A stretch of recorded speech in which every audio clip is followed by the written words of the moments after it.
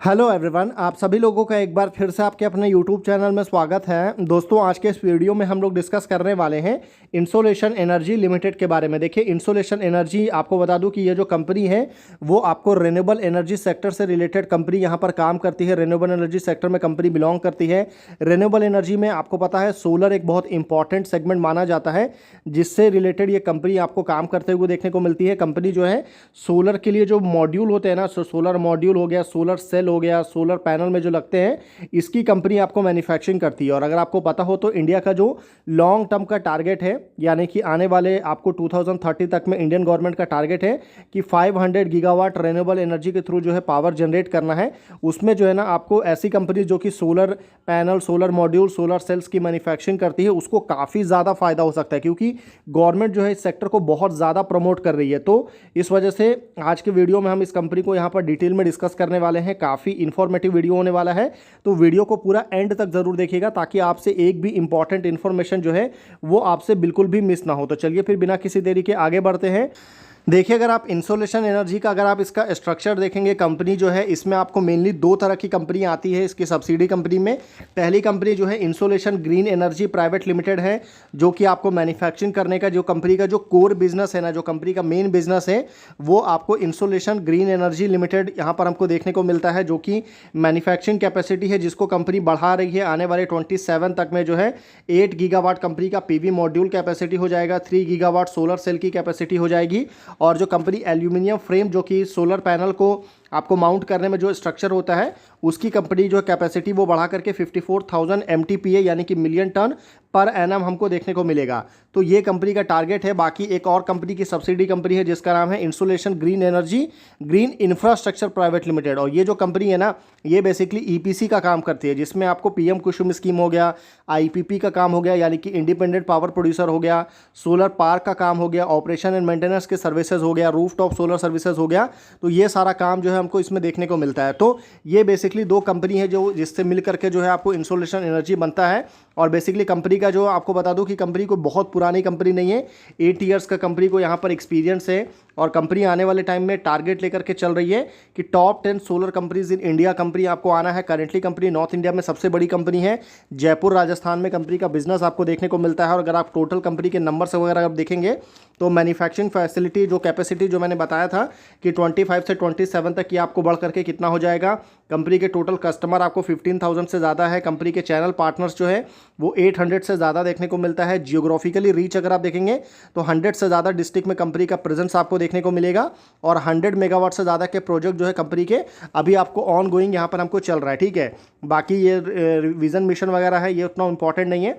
बाकी कंपनी का जो ग्रोथ जर्नी रहा है वो सबसे ज़्यादा इंपॉर्टेंट है कि कंपनी ने अभी तक आपको कैसे डिलीवर किया। मतलब 2017 में कंपनी फॉर्म हुई थी, जब 80 मेगावाट का जो है कंपनी का यहाँ पर हमको देखने को मिला था मैन्युफैक्चरिंग यूनिट। नेक्स्ट आपको 2021 में ये आपको 80 मेगावाट से बढ़ करके 250 मेगावाट हुआ। उसके बाद 22 आते आते ये आपको 1 गीगावाट का नंबर कंपनी ने टच किया। और first solar module manufacturer listed on BSE SME exchange हमको देखने को मिला कंपनी 22 में। स्टॉक मार्केट में लिस्ट हुई 24 में भी। कंपनी की कैपेसिटी जो है वो 1 गीगावाट ही थी, पर कंपनी ने जो है QIP के थ्रू जो है वगैरह आपको फंड वगैरह रेस किया था 395 करोड़ का। कंपनी ने MOU साइन किया था राजस्थान गवर्नमेंट के साथ में, जो कि 10,000 करोड़ रुपीस का देखने को मिला था। कंपनी ने मध्य प्रदेश गवर्नमेंट के साथ MOU साइन किया था, जो कि 1,600 करोड़ देखने को मिला था। और वहाँ से कंपनी को कुछ आपको 45 और 46 एकर्स ऑफ लैंड जो है मध्य प्रदेश गवर्नमेंट की तरफ से वो कंपनी को यहाँ पर प्रोवाइड किया गया था, ठीक है। बाकी 25 में अगर आप देखेंगे तो कंपनी का तीसरा यूनिट आपको जयपुर में देखने को मिला। कंपनी की जो कैपेसिटी है वो आपको बढ़ करके कितना हुआ, ये सारी चीज़ें आप देख सकते हैं। बाकी आने वाले फ्यूचर में कंपनी की जो कैपेसिटी है वो टोटल आपको बढ़ करके 8 गीगावाट हमको PV मॉड्यूल में, 3 गीगावाट सोलर सेल में एंड 54,000 MTPA जो है एल्यूमिनियम फ्रेम में हमको देखने को मिलेगा। तो ये पूरा का पूरा कंपनी का जर्नी आपको आने वाले टाइम में होने वाला है। अब अगर मैं करेंटली कंपनी की बात करूँ, जो कंपनी की ऑपरेशनल कैपेसिटी है वो कैसा है, इसमें अगर आप देखेंगे तो 1 गीगावाट का कैपेसिटी आपको देखने को मिलेगा, जिसमें जो पहला प्लांट है कंपनी का फैक्ट्री 1 अगर आप यहाँ पर देख सकते हैं, जो कि आपको जयपुर में ही है। और सेकंड प्लांट ये भी आपको जयपुर में ही है। अलग अलग लोकेशन पर है, एक दिल्ली बाईपास पे है और एक आपको तहसील चोमू करके जगह है, वहाँ पर है ये कंपनी का प्लांट वगैरह आप देख सकते हैं। उसके बाद अगर आप नीचे आएंगे तो जो कंस्ट्रक्शन अभी फुल स्विंग में चल रहा है, यानी कि जो कंपनी का जो एक प्लांट है जो कि अभी बन रहा है, कंस्ट्रक्शन फेज़ में है, 3 गीगावाट पीवी मॉड्यूल के लिए insolation green energy private limited का दिल्ली अजमेर एक्सप्रेस वे के ऊपर में यहाँ पर बनाया जा रहा है। और ये कंपनी की तीसरी फैक्ट्री आपको होने वाली है, जो कि काफ़ी बड़ा रहेगा। एल्यूमिनियम फ्रेम भी वहाँ पर आपको बढ़ाया जाएगा। और कंपनी अपकमिंग प्रोजेक्ट है जो कि आने वाले फाइनेंशियल ईयर 26 और 27 के लिए, यानी कि अगर आप देखेंगे तो कंपनी की जो टोटल कैपेसिटी है 1 गीगावाट जो है पूरी तरह से आपको ऑपरेशनल है, ठीक है, मतलब इसमें आपको बिल्कुल डाउट नहीं होना है। 3 गीगावाट जो है अभी उसका अंडर कंस्ट्रक्शन का काम अभी चल रहा है, और 4 गीगावाट जो है ना वो अभी आपको अपकमिंग है, यानी कि ये अभी प्रपोज्ड है, इसके ऊपर में काम अभी चालू नहीं हुआ है, ठीक है। तो इस वजह से आप ध्यान रखिएगा, ये जो अपकमिंग है इसमें 4 गीगावाट पीवी मॉड्यूल है, 3 गीगावाट आपको अलग से सोलर सेल है, और 36 MT है जो आपको एल्यूमिनियम फ्रेम हमको देखने को मिलेगा, जो कि आने वाले 1 से 2 साल यानी कि 26-27 तक में ये आपको कंप्लीट हो जाएगा। ये सबसे बड़ा प्लांट होगा कंपनी के लिए। फैक्ट्री 4 आप देख सकते हैं, काफ़ी बड़ा एरिया जो है यहाँ पर आपको इसके लिए प्रपोज किया गया है, रखा गया है। और कहाँ पर ये बनेगा, तो ये हमको नर्मदापुरम मध्य प्रदेश में यहाँ पर हमको देखने को मिलेगा।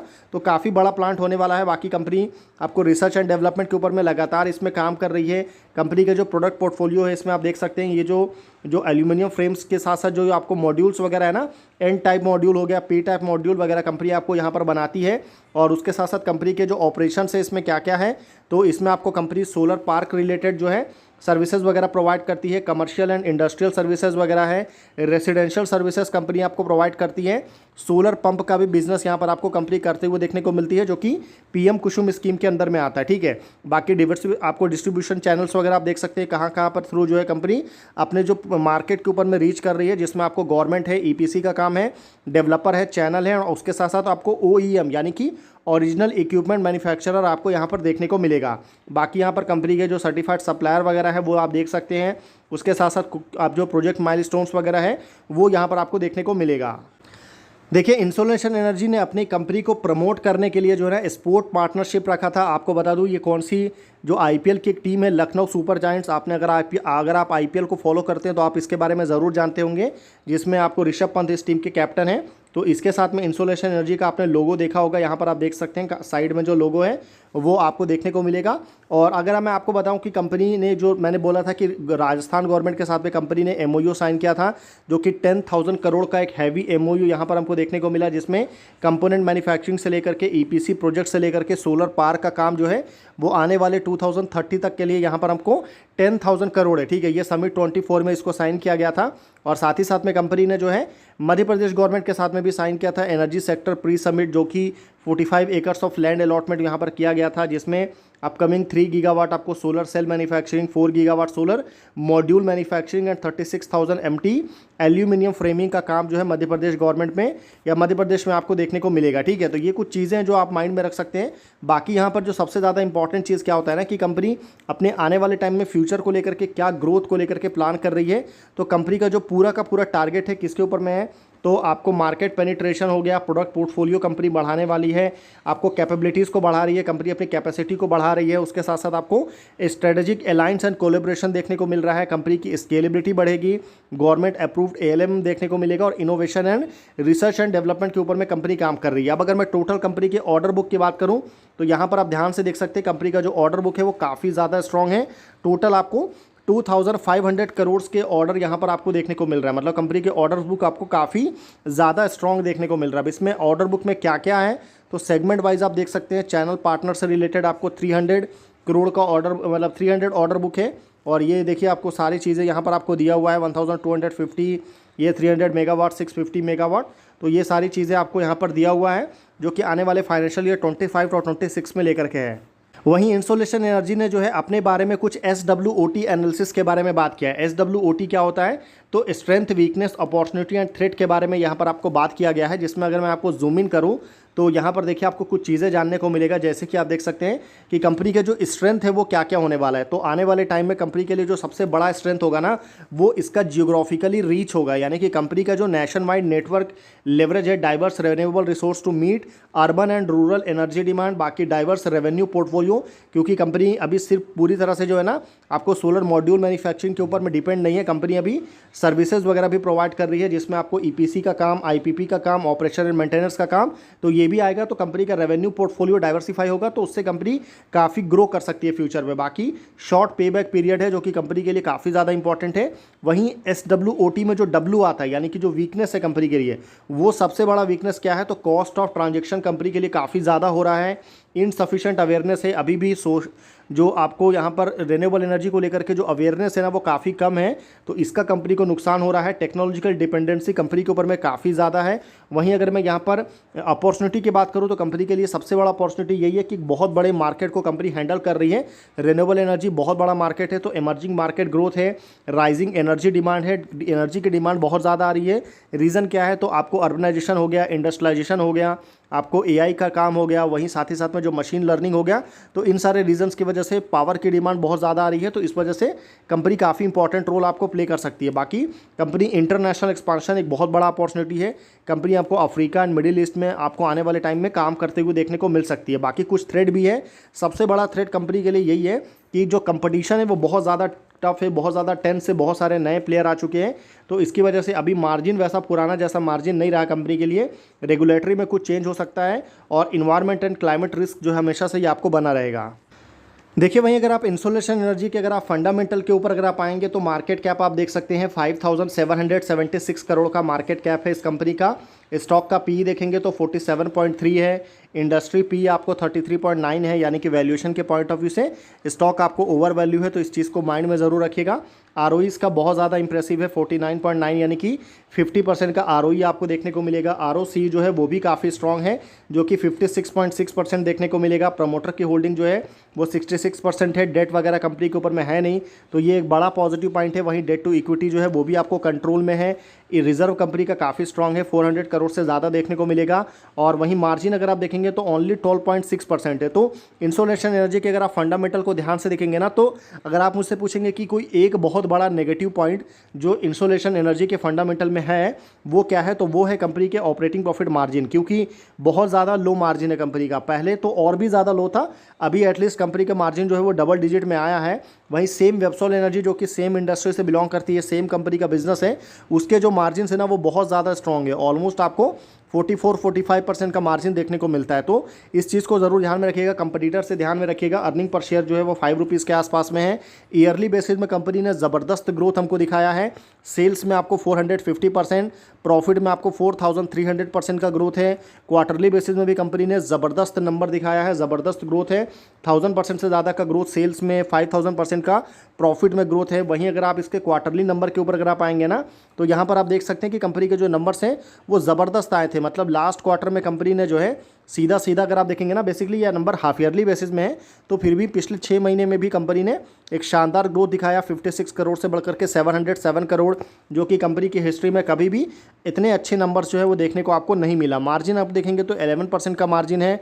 अदर इनकम, इंटरेस्ट, डेप्रिसिएशन, ये सारी चीज़ें कैलकुलेट करने के बाद में जो नेट प्रॉफिट है वो आपको 62 करोड़ देखने को मिल रहा है। वहीं ईयर ऑन ईयर बेसिस में भी कंपनी ने जो है ज़बरदस्त ग्रोथ हमको शो किया है, और वो आप देख भी सकते हैं कि जो ग्रोथ कंपनी पिछले 3 सालों में बिल्कुल एक ही रेंज में कंपनी का रेवेन्यू था, वो अभी अचानक से बढ़ करके सीधा 6 टाइम का ग्रोथ हमको यहाँ पर देखने को मिल रहा है, जो कि बहुत ज़्यादा इंप्रेसिव है। वहीं जो मैंने बोला था कि कंपनी के साथ में एक बड़ा प्रॉब्लम ये रहा है कि हमेशा से कंपनी के जो मार्जिन्स रहे हैं वो आपको सिंगल डिजिट में रहा है, पर अभी पहली बार ऐसा हुआ है कि इस साल कंपनी का जो मार्जिन है वो आपको डबल डिजिट में क्रॉस हुआ है। तो ये एक बड़ा पॉजिटिव अपडेट यहाँ पर आया है। और क्योंकि कंपनी का टैक्स वगैरह भी काफ़ी कम कंपनी ने पे किया है, तो इसकी वजह से जो नेट प्रॉफिट है वो पहले जो हमेशा डबल डिजिट में भी नहीं रहता था, वो अचानक से आपको ट्रिपल डिजिट में जाते हुए देखने को मिल रहा है। ठीक है, तो इन सारी चीज़ों को ज़रूर ध्यान में रखिएगा। बाकी कंपनी में बहुत सारी चीज़ें पॉजिटिव है, जैसे कि कंपनी ने अपने डेट को लगातार रिड्यूस किया है। कंपनी का जो डेट है वो ऑलमोस्ट डेट फ्री कंपनी है। कंपनी का जो प्रॉफिट ग्रोथ रहा है पिछले 5 सालों में वो ज़बरदस्त है। मतलब हर साल कंपनी 100% से ज़्यादा का प्रॉफिट जो है वो आपको जनरेट कर रही है, डबल कर रही है अपने प्रॉफिट को। और कंपनी का आरओई जो है वो काफ़ी इंप्रेसिव है, पिछले 3 सालों में 39.7%, और लास्ट ईयर तो कंपनी का जो आरओई रहा था वो ऑलमोस्ट आपको 50% देखने को मिला था। वहीं कंपनी का जो वर्किंग कैपिटल रिक्वायरमेंट है वो आपको रेड्यूस हुआ है, 40 डेज से घट करके 13 डेज पर आ चुका है। हालांकि कुछ नेगेटिव पॉइंट भी है, जैसे कि कंपनी का जो बुक वैल्यू से स्टॉक आपको काफ़ी हाई पर ट्रेड कर रहा है। कंपनी प्रॉफिट तो लगातार जनरेट कर रही है, पर ये डिविडेंड नहीं दे रही है, और प्रमोटर की होल्डिंग जो है वो लास्ट क्वार्टर में जो है ना आपको 3% के आसपास जो है डाइल्यूट हुआ है। तो प्रमोटर की होल्डिंग जब कभी भी कम होती है या माइनस होती है तो मार्केट हमेशा उसको नेगेटिव वे में लेता है, तो इस चीज़ को भी आप ज़रूर ध्यान में रखिएगा। हालांकि इसकी जो बैलेंस शीट है वो बहुत ज़्यादा स्ट्रॉन्ग है, मतलब कहने का मतलब क्या है ना कि कंपनी के जो डेट है, मतलब जो सबसे ज़्यादा इंपॉर्टेंट होता है किसी भी कंपनी में, वो अगर आप देखेंगे तो लगातार आपको ईयर ऑन ईयर बेसिस में कंपनी के जो डेट है वो आपको कम हो रहा है। मतलब 40 करोड़ से घट करके 34 करोड़, 34 करोड़ से घट करके 24 करोड़। वहीं कंपनी का जो रिजर्व है वो 28 से बढ़ करके 30, और अभी डायरेक्ट जो है वो 416 करोड़ पर पहुंच चुका है। तो कंपनी का जो रिजर्व है वो कंपेरेटिवली बहुत ज़्यादा है, कंपनी के जो बोरोइंग है या जो डेट है वो कंपेरेटिवली बहुत ज़्यादा लो है।